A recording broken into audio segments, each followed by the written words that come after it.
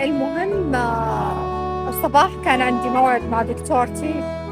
تتذكرون لما نادوني المستشفى قالوا لي أجيهم عشان يسوون ألترا ساوند على صدري اليمين، الجهة اليمين.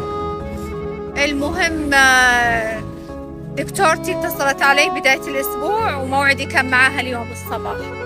ولما رحت قالت لي إنه علمتني بنتيجة التحليل إنه في ورم في صدري الأيمن في النص، يعني ورم صغير كذا حجمه تقريبا. وقالت لي فيما يبدو إنه يعني ورم حميد كأنه كيس دهني، بس خيرتني قالت أنت معك خيارين. الأول إنه ننتظر 6 شهور نشوف إذا ما تغير حجمه، معناته إنه يعني. والخيار الثاني إنه إذا أنا كنت يعني مستعجلة أو أحس بقلق إنه آخذ موعد عشان أسوي ياخذون مني خزعة. قلت لها لا والله الخيار الثاني إنه شو اسمه يسووا لي خزعة. والمهم أخذت لي موعدي قريب، بخليكم على اطلاع.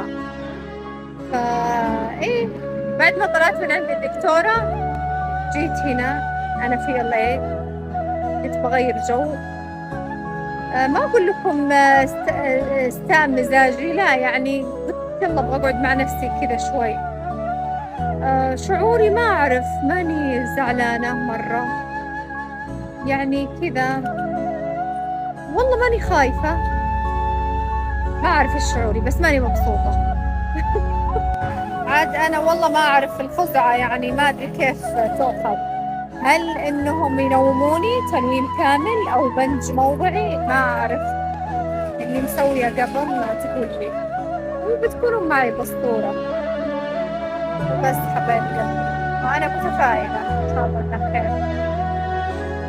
الله يخليني لأولادي، يقولوا آمين، يخليهم لي يا رب.